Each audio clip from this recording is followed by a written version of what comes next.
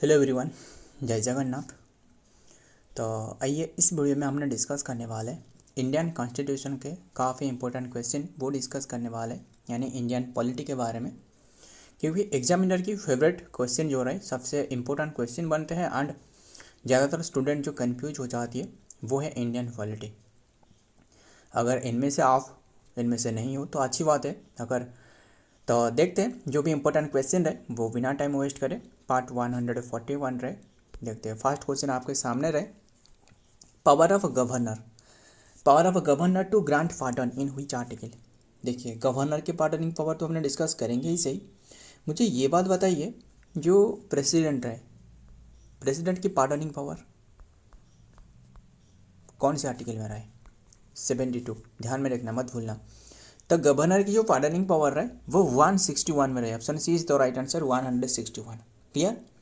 And ये ध्यान में रखना, गवर्नर के बारे में काफ़ी इंपॉर्टेंट बात है रहे, फिर आपको बता देता हूँ। Governor governor can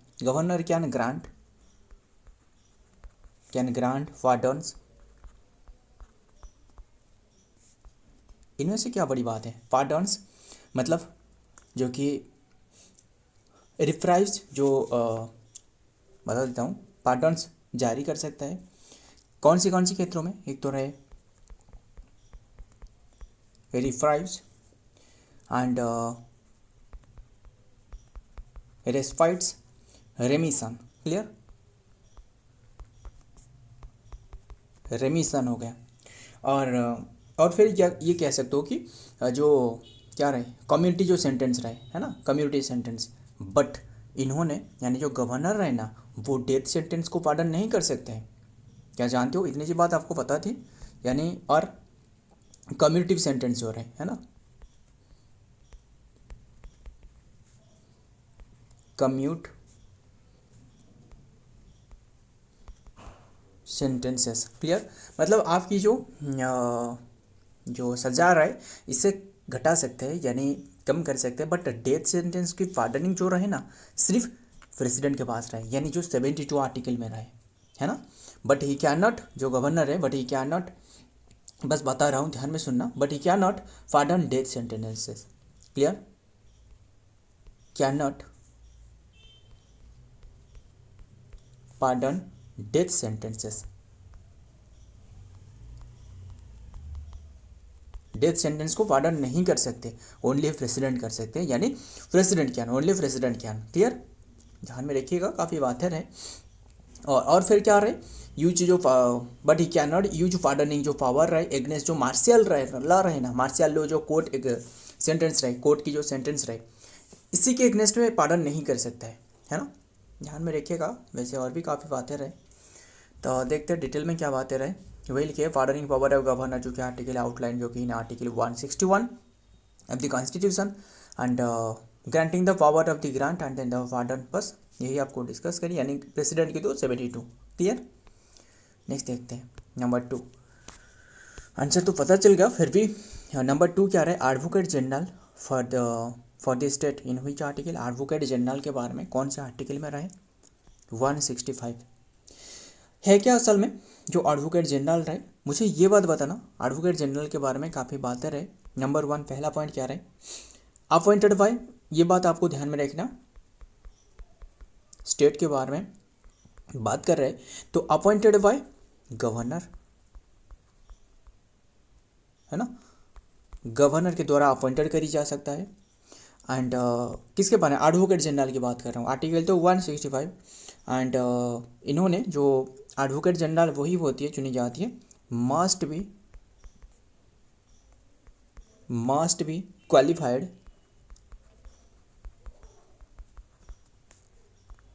qualified to be a high court. जो जजेस रहे ना, हाई कोर्ट जजेस, अगर हाई कोर्ट जज की जो क्वालिफिकेशन रहे, अगर वो क्वालिफिकेशन पूरी कर ले तो वो एडवोकेट जनरल बन सकता है। क्लियर? जो क्वालिफिकेशन रहे। और क्या तीसरी पर क्या पॉइंट रहे, जो एडवाइस रहे ना, advice state government on the legal matter पर एडवाइस जारी कर सकते हैं। Advices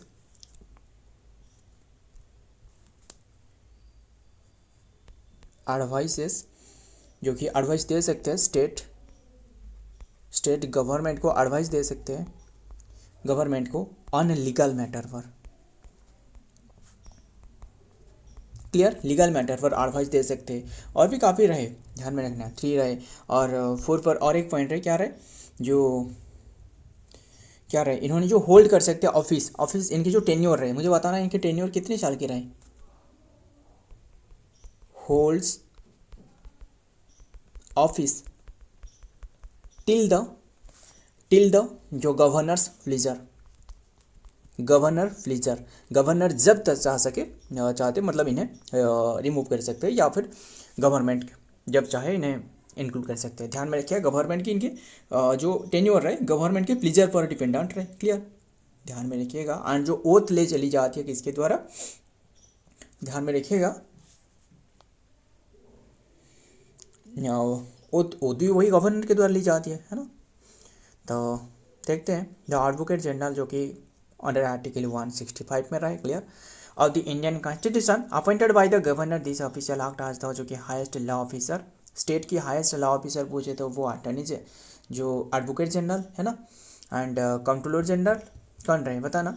and appointed by governor, this official act as the highest law officer of state and holding the office during the pleasure of the governor जब चाहे इन्हें निकल सकते हैं। And advising the government on legal matter for, यही हमने discuss करी ना। आर्टिकल 165 क्या है, स्पेसिफाइज द अपॉइंटमेंट, जो कि qualification must be qualified to the high court जज बन सकते हैं, इनकी जो क्वालिफिकेशन रहे। And duty of the advocate general, ध्यान में रखना। एंड आर्टिकल 177 में और क्या रहे, grant the advocate general to right to speak and then the participate in the proceeding of the state legislature, यहाँ जो कि पार्टिसिपेट कर सकते हैं, ध्यान में रखिएगा। एंड ध्यान में रखिएगा, आगे देखते हैं क्या रहे, ड्यूटी ऑफ चीफ मिनिस्टर कौन से आर्टिकल में रहे बताइए ना। Duty of chief minister article 167 में रहे, option D is the right answer, 167। Clear, 167 में रहे। फिर 168 में बता सकते हो ना, मुझे बताना 168 में क्या रहे, जो constitution of legislature in this state जो रहे ना, इन दिस स्टेट जो एवरी स्टेट साल हाव है लेजिस्लेचर एंड जो कंसिस्टिंग ऑफ द गवर्नर रहे है ना, गवर्नर रहे वो रहे 168 में। क्लियर, ध्यान में लिख देता हूँ ना, constitution of legislature in state, यहाँ मेंशन रहे 168 में। क्लियर, फिर इसमें जो सब पार्ट में रहे वो 1 में क्या रहे, एवरी स्टेट साल हाव ए लेजिस्लेचर, हर एक स्टेट की एक लेजिस्लेचर होना चाहिए, and consisting of the governor, and और कौन रहे, और and consisting of the governor भी होना चाहिए। क्लियर, ध्यान में रखिएगा, वो जो बनते हैं वो कुछ इस तरह के बनते हैं ना, जो पिरामिड तरह की, मतलब पहले रहे गवर्नर, फिर रहे जो क्या रहे लेजिस्लेटिव, लिख देता हूँ ऐसे क्लियर कर लेते हैं ना। देखिए जो क्या रहे, मतलब मान लो ऊपर में गवर्नर रहे, नीचे जो कि जो लेजिस्लेटिव काउंसिल रहे, एलसी मतलब लेजिस्लेटिव काउंसिल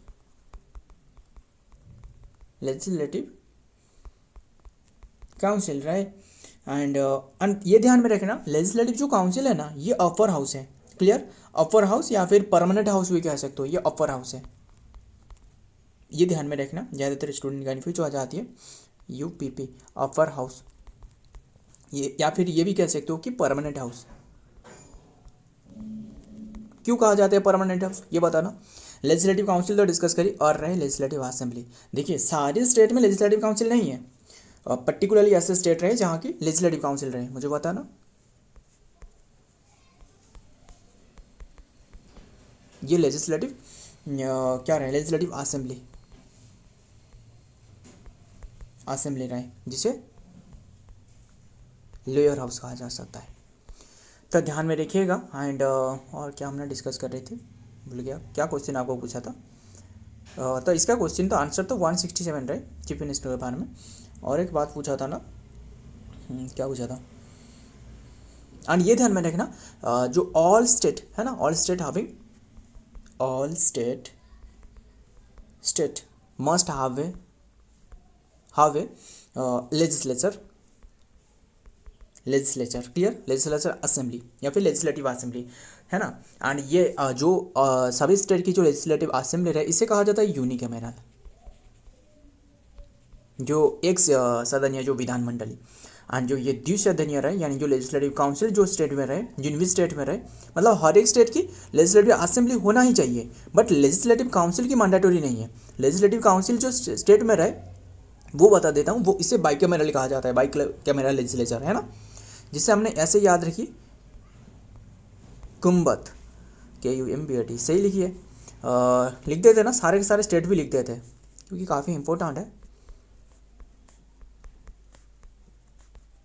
जानते हो ना। के फॉर कर्नाटक रहे ना, क्या फिर के फॉर क्या रहे, कुंबत तो रहे ना, जो यस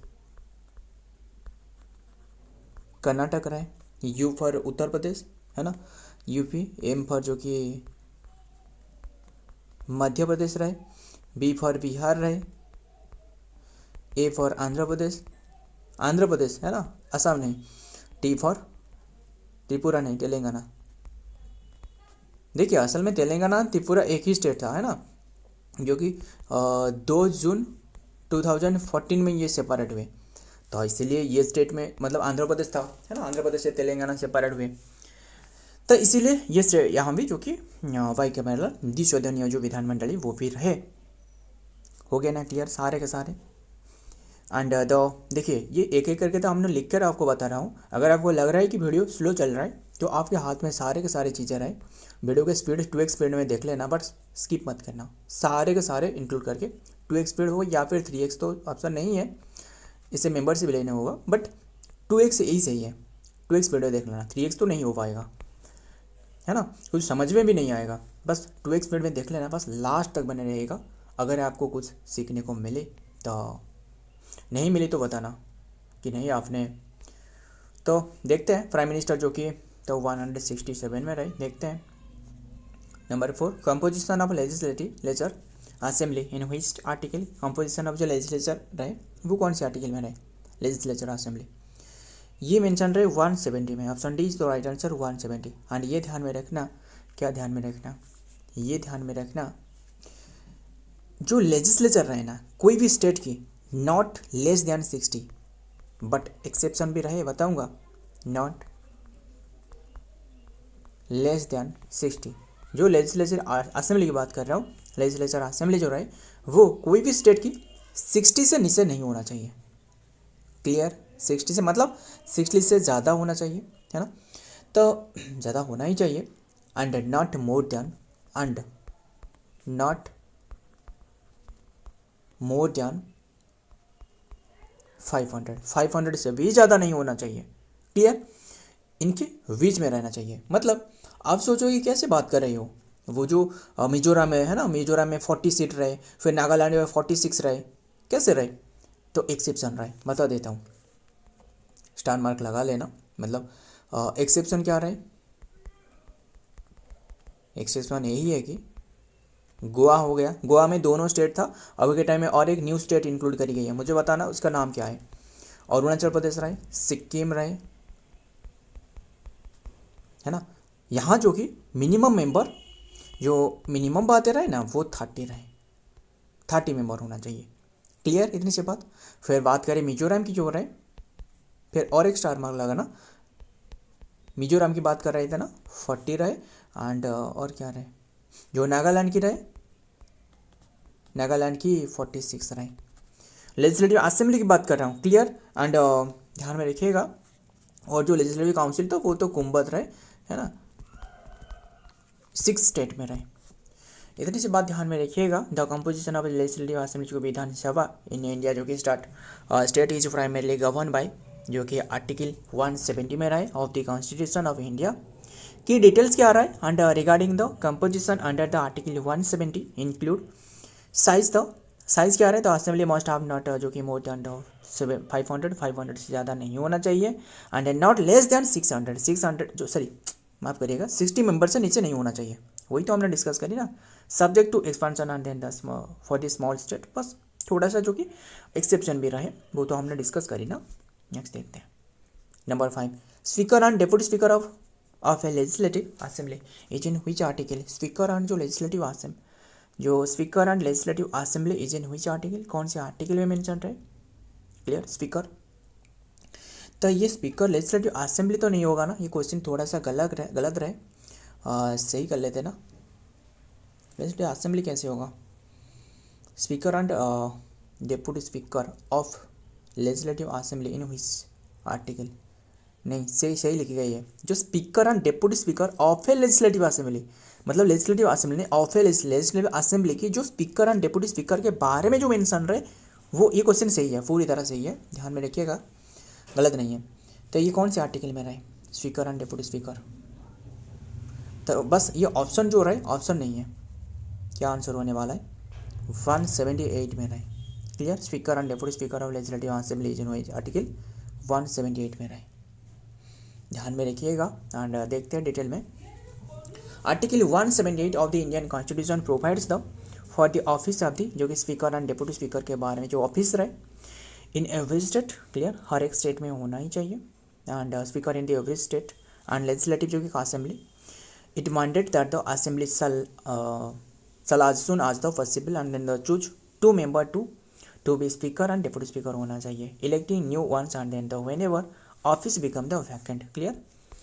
ध्यान में रखिएगा। नंबर 6 क्या है, कंपोजिशन ऑफ लेजिस्लेटिव काउंसिल, अभी डिस्कस करी काउंसिल के बारे में, ये कौन से आर्टिकल में मेंशन है, देखिए लेजिस्लेटिव काउंसिल सारे स्टेट में लेजिस्लेटिव काउंसिल नहीं है, लेजिस्लेटिव असेंबली सभी स्टेट में रहे, बट ध्यान में रखिएगा composition of legislative council is in which article, ये आर्टिकल रहे कौन से आर्टिकल में, कंपोजिशन ऑफ लेजिस्लेटिव काउंसिल रहे सिर्फ 171 आर्टिकल, तो ऑप्शन सी इज तो राइट आंसर, कुंभत में रहे ना, तो ध्यान में रखना, जिसे बाइकैमरल द्विसदनीय विधानमंडल कहा जाता है।